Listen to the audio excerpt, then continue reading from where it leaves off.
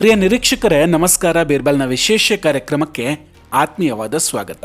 ವೀಕ್ಷಕರೇ, ಇವತ್ತು ನಮ್ಮ ಪರಿಸ್ಥಿತಿ ಹೆಂಗಾಗಿದೆ ಅಂದ್ರೆ ಈ ವಿಷಯವನ್ನ ಮಾತಾಡಬಹುದಾ ಅಥವಾ ಮಾತಾಡಬಾರ್ದಾ? ಒಬ್ಬ ರಾಜಕಾರಣಿ ಅಥವಾ ಸರ್ಕಾರ ತಪ್ಪು ಮಾಡಿದ್ರೆ ಅದನ್ನು ಪತ್ರಕರ್ತರಾಗಿ ಪ್ರಶ್ನಿಸಬಹುದಾ ಅಥವಾ ಪ್ರಶ್ನಿಸಬಾರ್ದಾ? ಇಲ್ಲಿಗೆ ಬಂದು ನಿಂತಿದೆ ನೋಡಿ ನಮ್ಮ ಪರಿಸ್ಥಿತಿ.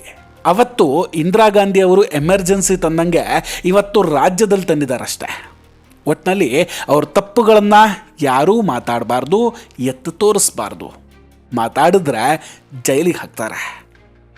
ರಾಜ್ಯ ಸರ್ಕಾರ ಈಗ ಒಂದು ಹೊಸ ಕಾನೂನನ್ನು ವಿಧಾನಸಭೆಯಲ್ಲಿ ಮಂಡಿಸಿದೆ. ಕರ್ನಾಟಕದ ಕಾಂಗ್ರೆಸ್ ಸರ್ಕಾರ ದ್ವೇಷ ಭಾಷಣಕ್ಕೆ ಸಂಬಂಧಿಸಿದಂಗೆ ಅತ್ಯಂತ ಕಠಿಣವಾದ ಕಾನೂನನ್ನು ಜಾರಿಗೆ ಮಾಡಿದೆ. ಈ ಬಿಲ್ಲನ್ನು ಡಿಸೆಂಬರ್ 4ನೇ ತಾರೀಕು 2025ರಂದು ಕ್ಯಾಬಿನೆಟ್ನಲ್ಲಿ ಅಂಗೀಕರಿಸಲಾಯಿತು. ನಂತರ ವಿಧಾನಸಭೆಯಲ್ಲಿ ಇದರ ಮಂಡನೆ ಕೂಡ ಆಯಿತು. ಗೃಹ ಸಚಿವ ಜಿ ಪರಮೇಶ್ವರ್ ಅವರು ಇದನ್ನು ಮಂಡಿಸ್ತಾರೆ. ವಿಧಾನಸಭೆಯಲ್ಲಿ ಯಾವುದೇ ರೀತಿಯ ಚರ್ಚೆ ಕೂಡ ಆಗದೆ ಕೇವಲ ಧ್ವನಿ ಮತದ ಮೂಲಕ ಇದರ ಅಂಗೀಕಾರ ಆಗುತ್ತೆ. ಮೂಲಗಳ ಪ್ರಕಾರ ಈ ಕಾನೂನಿನ ಅಡಿಯಲ್ಲಿ ವಿಧಿಸಲಾಗುವಂತಹ ಶಿಕ್ಷೆ ಭಾರತೀಯ ನ್ಯಾಯ ಸಂಹಿತೆಯ ಅಂದರೆ BNS ಆ್ಯಕ್ಟ್ ಪ್ರಕಾರ ಹೆಚ್ಚು ಕಠಿಣವಾಗಿದೆ. ಮೊದಲನೇ ಬಾರಿ ಅಪರಾಧ ಮಾಡಿದಾಗ 1 ರಿಂದ 7 ವರ್ಷ ಜೈಲು ಶಿಕ್ಷೆ ಮತ್ತು 50,000 ರೂಪಾಯಿ ದಂಡ. ಎರಡನೇ ಬಾರಿ ಅಪರಾಧ ನಡೆಸಿದಾಗ 2 ವರ್ಷದವರೆಗೆ ಜೈಲು ಶಿಕ್ಷೆ ಮತ್ತು 1 ಲಕ್ಷ ರೂಪಾಯಿ ದಂಡ. ಇದಲ್ಲದೆ ಅಪರಾಧಿಯು ಸಂತ್ರಸ್ತರಿಗೆ ಸೂಕ್ತ ಪರಿಹಾರವನ್ನು ಕೂಡ ನೀಡಬೇಕಾಗುತ್ತೆ. ಅರೆ, ಇದರಲ್ಲೇನ್ರಿ ತಪ್ಪಿದೆ? ನೀವ್ಯಾಕೆ ಕುಂಬಳಕಾಯಿ ಕಳ್ಳ ಅಂದರೆ ಹೆಗಲು ಮುಟ್ಟು ನೋಡ್ಕೊಳ್ತೀರಾ? ಎಲ್ಲ ಸರಿಯಾಗೇ ಇದೆಯಲ್ಲ ಅಂತ ಕೆಲವರು ಪ್ರಶ್ನೆ ಮಾಡಬಹುದು.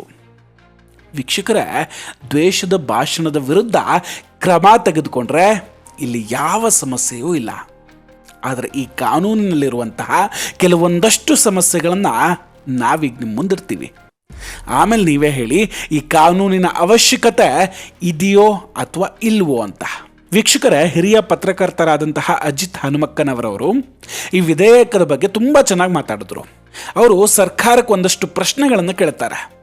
ಅದನ್ನು ಕೇಳಿಸ್ಕೊಂಡ್ರೆ ನಿಜಕ್ಕೂ ಗೃಹ ಸಚಿವ ಡಾಕ್ಟರ್ ಜಿ ಪರಮೇಶ್ವರ್ ಅವರ ತಲೆ ಕೆಡಿಸ್ಕೊಳ್ಳೋದಕ್ಕೆ ಶುರು ಮಾಡ್ಕೊಳ್ಬಹುದು. ವೀಕ್ಷಕರೇ, ಸರ್ಕಾರದ ಈ ಹೊಸ ಕಾನೂನಲ್ಲಿ ಹಾಗಾದರೆ ಅಂಥದ್ದೇನಿದೆ? ಅವರ ಈ ವಿಧೇಯಕದಲ್ಲಿ ಏನು ಹೇಳ್ತಾರೆ? ಒಮ್ಮೆ ನೀಟಾಗಿ ಎಕ್ಸ್ಪ್ಲೇನ್ ಮಾಡ್ತೀನಿ, ಆಮೇಲೆ ವಿಷಯಕ್ಕೆ ಬರ್ತೀನಿ.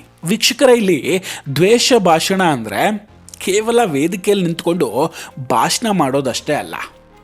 ಮೌಖಿಕ ಶಬ್ದಗಳು, ಲಿಖಿತ ಬರಹಗಳು, ಸನ್ನೆಗಳು, ದೃಶ್ಯ ರೂಪಕಗಳು ಹಾಗೂ ವಾಟ್ಸಾಪ್, ಫೇಸ್ಬುಕ್ನಂತಹ ಸೋಷಿಯಲ್ ಮೀಡಿಯಾದ ಮೂಲಕ ಹರಡುವಂತಹ ದ್ವೇಷದ ಪದಗಳನ್ನು ಕೂಡ ಒಳಗೊಂಡಿರುತ್ತೆ. ಎಕ್ಸಾಕ್ಟ್ಲಿ ಇಲ್ಲಿಂದಲೇ ಈ ಅನುಮಾನಗಳು, ಗೊಂದಲಗಳು ಶುರುವಾಗೋದು. ಅಲ್ಲ, ಈ ನೋಟದ ಮೂಲಕ ದ್ವೇಷ ಹಾಗಂದ್ರೇನು? ಸಾರ್ವಜನಿಕ ನೋಟದ ಮೂಲಕ ಅಂದರೆ ಇವರ ಪ್ರಕಾರ ದ್ವೇಷದ ಭಾವನೆಯಿಂದ ಯಾರನ್ನಾದರೂ ನೋಡೋದಂತೆ. ಈಗ ನೀವೇ ಹೇಳಿ, ದ್ವೇಷದ ಮೂಲಕ ನೋಡೋದು ಪ್ರಾಕ್ಟಿಕಲಿ ಹೇಗೆ ನಿರ್ಧಾರ ಮಾಡ್ತಾರೆ? ಅದು ಯಾರೋ ಬಿಗ್ ಬಾಸ್ ಕಾರ್ಯಕ್ರಮದಲ್ಲಿ ಇನ್ನೊಬ್ಬ ಕಂಟೆಸ್ಟೆಂಟನ್ನು ದಿಟ್ಟಿಸಿ ನೋಡಿದ್ರಂತೆ. ಅವ್ರು ಹೊರಗೆ ಬಂದುಬಿಟ್ಟು ನನ್ನನ್ನು ದ್ವೇಷದ ರೀತಿಯಲ್ಲಿ ನೋಡಿದ್ರು ಅಂತ ದೂರು ಕೊಟ್ಟರೆ ಅದಕ್ಕೂ ನಾನ್ ಬೇಲೆಬಲ್ ಕೇಸ್ ಹಾಕಿ 7 ವರ್ಷ ಜೈಲು ಶಿಕ್ಷೆಯನ್ನು ವಿಧಿಸ್ತೀರಾ? ಇನ್ನು ಮೃತ ವ್ಯಕ್ತಿಗಳ ಕುರಿತು ಮಾತಾಡೋ ಹಾಗಿಲ್ವಂತೆ. ಬದುಕಿರುವ ವ್ಯಕ್ತಿಗಳ ಬಗ್ಗೆ ಅಷ್ಟೇ ಅಲ್ಲ, ಮೃತ ವ್ಯಕ್ತಿಗಳ ಬಗ್ಗೆ ಕೂಡ ದ್ವೇಷ ಕಾರುವಂತೆ ಮಾತನಾಡಿದ್ರೂ ಈ ಕಾನೂನಿನ ಅಡಿಯಲ್ಲಿ ಅಪರಾಧ ಆಗುತ್ತೆ. ಅಂದರೆ ಇನ್ನು ಮುಂದೆ ಇತಿಹಾಸವನ್ನು ಹೇಳೋವಾಗ ಔರಂಗಜೇಬು, ಟಿಪ್ಪು ಸುಲ್ತಾನ ಅಥವಾ ಗೂಡ್ಸೆ ಕುರಿತ ಚರ್ಚೆಗಳಾಗಬೇಕಾದ್ರೆ ಅವ್ರು ಹೀಗೆ ದಾಳಿ ಮಾಡಿದ್ರು, ಹೀಗೆ ಜನರನ್ನು ಕೊಂದ್ರು ಅಂತ ಹೇಳುವಾಗ ಅವ್ರ ಮೇಲೆ ಕೂಡ ಕೇಸ್ ಹಾಕ್ಬೋದಾ ಹಾಗಾದರೆ? ಇನ್ನು ಧಾರ್ಮಿಕ ನಂಬಿಕೆಗಳಿಗೆ ಧಕ್ಕೆ ಆಗುವಂತಹ ಮಾತು. ಹಾಗಾದರೆ ಯಾರೋ ಒಬ್ಬ ಅಲ್ಲಾಹು ಒಬ್ಬನೇ ದೇವರು ಅಥವಾ ರಾಮನೇ ಶ್ರೇಷ್ಠ ಅಂತ ಹೇಳ್ತಾರೆ ಅಂದ್ಕೊಳ್ಳಿ. ಹಂಗೆ ಹೇಳಿದಾಗ ಇನ್ನೊಬ್ಬ ಯಾರೋ ಬಂದು ಇದು ನನ್ನ ಭಾವನೆಗೆ ಧಕ್ಕೆ ತರುತ್ತೆ ಅಂತ ಕೇಸ್ ಮಾಡಬಹುದಾ? ಅಥವಾ ಯಾರೋ ಮೂರ್ತಿ ಪೂಜೆ ಪಾಪ ಅಂತ ಹೇಳ್ತಾರೆ ಅಂದ್ಕೊಳ್ಳಿ, ಆಗ ಅದು ಇನ್ನೊಬ್ಬರಿಗೆ ಹರ್ಟ್ ಆಗುತ್ತೆ. ಹಾಗಾದ್ರೆ ಈ ಕಾನೂನಿನಲ್ಲಿ ಅದು ಅಪರಾಧವಾಗಿಬಿಡುತ್ತಾ? ತುಂಬ ಗೊಂದಲಗಳು ಹುಟ್ಕೊಳ್ತಾ ಇದೆ ಈ ಕಾನೂನಿನ ಮೂಲಕ. ಕಾರ್ಕಳದ ಶಾಸಕರಾದಂತಹ ಸುನೀಲ್ ಕುಮಾರ್ ಅವರು ಸದನದಲ್ಲಿ ತುಂಬ ಒಳ್ಳೆ ಪಾಯಿಂಟನ್ನು ಹೇಳಿದ್ರು. ನಾನು ಇದೇನಪ್ಪ ಇದು ಫಸ್ಟ್ ಅವರೇ ಮಾಡ್ತಾರಂತ ನಿಮ್ಮ ಅಭಿಪ್ರಾಯ? ಆಲ್ರೆಡಿ ದ್ವೇಷ ಸಾಧಿಸುವಂತ ಪುಸ್ತಕಗಳನ್ನ ಕೋಟ್ ಮಾಡಿದ್ರೆ, ಆಲ್ರೆಡಿ ಮುದ್ರಣ ಆಗಿರುವಂತ ಒಂದು ನಿಮಿಷ, ಆಲ್ರೆಡಿ ಮುದ್ರಣ ಆಗಿರುವಂತ ಯಾವ್ದಾದ್ರು ಪುಸ್ತಕಗಳು, ಯಾವ್ದಾದ್ರು ಗ್ರಂಥಗಳು ಅದರಲ್ಲಿ ದ್ವೇಷವನ್ನು ಉಂಟು ಮಾಡುವಂತದ್ದನ್ನ ಕೋಟ್ ಮಾಡಿದ್ರೆ ಇದರಲ್ಲಿ ಆಕ್ಟ್ ಅಲ್ಲಿ ಬರ್ತದ ನಿಮ್ಗೆ? ಯಾವ್ದೋ ಗ್ರಂಥನ ಕೋಟ್ ಮಾಡ್ತೀವಪ್ಪ, ಅದರಲ್ಲಿ ದ್ವೇಷನ ಉದ್ಭವಿಸುವಂತ ಮಾತುಗಳಿದೆ, ಅದರಲ್ಲಿ ಅದನ್ನ ಕೋಟ್ ಮಾಡ್ತೀವಿ. ಅವಾಗ ಆದರೆ ಹೋಮ್ ಮಿನಿಸ್ಟರ್ ಸಾಹೇಬರಿಗೆ ಅವ್ರು ಏನು ಹೇಳ್ತಾ ಇದ್ದಾರೆ ಅನ್ನೋದು ಕೂಡ ಅರ್ಥ ಆಗಲೇ ಇಲ್ಲ. ಇದೆಲ್ಲ ಮುಂದೆ ಹೇಗೆ ನಿಭಾಯಿಸ್ತಾರೆ ಅನ್ನೋದೇ ಪ್ರಶ್ನೆ ಆಗಿದೆ. ನೋಡಿ, ರಾಜಕೀಯದ ವಿಷಯಕ್ಕೆ ಬರೋಣ. ಹಂಗೆ ನೋಡಿದ್ರೆ ಇದು BJP ಅವರಿಗಿಂತ ಕಾಂಗ್ರೆಸ್ನವರಿಗೇ ಮುಂದೆ ಸಮಸ್ಯೆ ಆಗೋದು. ಸ್ವತಃ CM ಸಾಹೇಬರ ಬುಡಕ್ಕೂ ಈ ಕಾನೂನು ಬರಬಹುದು, ಕಾನೂನಿನ ಪಾಲನೆ ಸರಿಯಾಗಾದರೆ. ನೋಡಿ, ಸತೀಶ್ ಜಾರಕಿಹೊಳಿ ಅವರು ಈ ಹಿಂದೆ ಹೇಳ್ತಾರೆ ಹಿಂದೂ ಅನ್ನೋ ಶಬ್ದವೇ ಅಶ್ಲೀಲ ಅಂತ. ಹಾಗಾದರೆ ಈ ಕಾನೂನಿನ ಪ್ರಕಾರ ಅವರನ್ನು ಜೈಲಿಗೆ ಹಾಕಲಾಗುತ್ತಾ? ಬೇರೆ ಯಾಕೆ, ಸ್ವತಃ CM ಸಿದ್ದರಾಮಯ್ಯ ಸಾಹೇಬರು ಓಪನ್ ಸ್ಟೇಜ್ನಲ್ಲಿ ಒಬ್ಬ ಪೊಲೀಸ್ ಅಧಿಕಾರಿಗೆ ಹೊಡೆಯೋಕೆ ಮುಂದಾಗ್ತಾರೆ. ಅದರಿಂದ ಆತ ಮನನೊಂದು ನಂತರ ರಾಜೀನಾಮೆ ಕೊಡೋದಕ್ಕೂ ಮುಂದಾಗಿದ್ರು. ಹಾಗಾದರೆ ಇದು ಕೂಡ ದ್ವೇಷದ ಪದ ಆಗೋದಿಲ್ವಾ?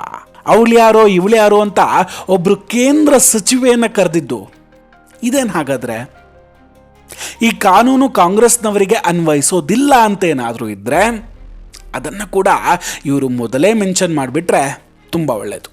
ವೀಕ್ಷಕರೇ, ಹಂಗೆ ನೋಡಿದ್ರೆ ಈ ಕಾನೂನನ್ನು ಸರಿಯಾಗಿ ಪಾಲನೆ ಮಾಡಿದ್ರು ಅಂದ್ಕೊಳ್ಳಿ, ಹಾಗದು ಹಿಂದೂಗಳಿಗೆ ಜಾಸ್ತಿ ವರವಾಗುತ್ತೆ. ಯಾಕಂದರೆ ಅತಿ ಹೆಚ್ಚು ಬಾರಿ ಇಲ್ಲಿ ಧಾರ್ಮಿಕ ಭಾವನೆಗೆ ಧಕ್ಕೆಯಾಗಿದ್ದು ಕೂಡ ಹಿಂದೂಗಳಿಗೆ. ಶಿವ, ಪಾರ್ವತಿ, ರಾಮ, ಸೀತಾಮಾತೆ ಯಾರನ್ನು ಕೂಡ ಬಿಟ್ಟಿಲ್ಲ.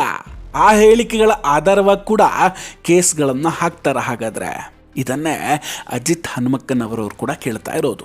ಸದನದಲ್ಲಿ ಮೆಜಾರಿಟಿ ಇದೆ, ಕಾನೂನು ತರೋದಕ್ಕೆ ಹೊರಟಿದ್ದಾರೆ, ತರಲಿ.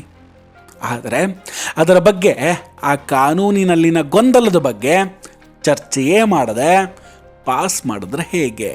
ಸೀರಿಯಸ್ಲಿ ಸರ್ಕಾರ ಈಗ ನಮಗೊಂದು ವಿಷಯವನ್ನು ಸ್ಪಷ್ಟವಾಗಿ ಹೇಳಿಬಿಡಬೇಕು.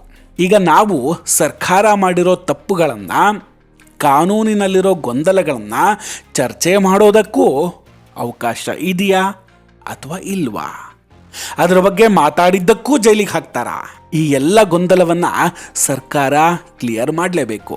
ಪತ್ರಕರ್ತರು ಮುಂದೆ ಎಷ್ಟು ಮಾತಾಡಬೇಕು, ಏನು ಮಾತಾಡಬೇಕು ಅನ್ನೋದನ್ನು ಕೂಡ ಇವರೇ ಡಿಸೈಡ್ ಮಾಡಿದ್ರೆ ಹೇಗೆ? ಅದನ್ನೇ ವಿರೋಧ ಪಕ್ಷದ ನಾಯಕರಾದ R ಅಶೋಕ್, ವಿಜೇಂದ್ರ ಮತ್ತು ಆರ್ಗ ಜ್ಞಾನೇಂದ್ರ ಅಂತವರು ಹೇಳ್ತಾ ಇರೋದು.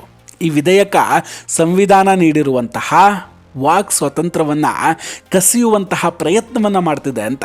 ಇಷ್ಟು ದೊಡ್ಡ ವಿಧೇಯಕವನ್ನು ಯಾವುದೇ ಚರ್ಚೆ ಇಲ್ಲದೆ ತರಾತುರಿಯಲ್ಲಿ ಪಾಸ್ ಮಾಡ್ತಾ ಇರೋದು ಪ್ರಜಾತಂತ್ರದ ವಿರೋಧಿ ಅಂತ ಹೇಳ್ಬೋದು.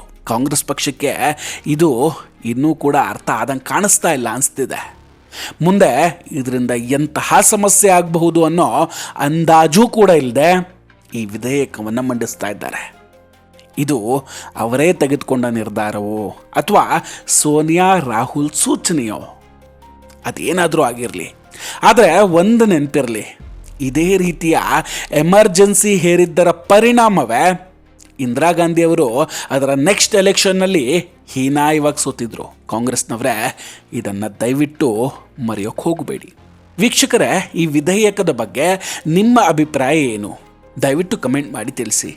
ನಾವು ಹೇಳಿದ್ದು ಸರಿ ಅನಿಸಿದ್ರೆ ವಿಡಿಯೋವನ್ನು ಲೈಕ್ ಮಾಡಿ ಹಾಗೂ ಶೇರ್ ಮಾಡಿ. ಇನ್ನೂ ಕೂಡ ನಮ್ಮ ಬೀರ್ಬಲ್ ಚಾನಲನ್ನು ಸಬ್ಸ್ಕ್ರೈಬ್ ಮಾಡಿಲ್ಲ ಅಂದರೆ ಈ ಕೂಡಲೇ ಸಬ್ಸ್ಕ್ರೈಬ್ ಮಾಡಿ ಹಾಗೂ ಬೆಲ್ ಐಕಾನನ್ನು ಕ್ಲಿಕ್ ಮಾಡಿ. ನಮಸ್ಕಾರ, ಟೇಕ್ ಕೇರ್ ಆ್ಯಂಡ್ ಬಾಯ್ ಬಾಯ್. ಮತ್ತೆ ಭೇಟಿಯಾಗೋಣ. ಜೈ ಹಿಂದ್.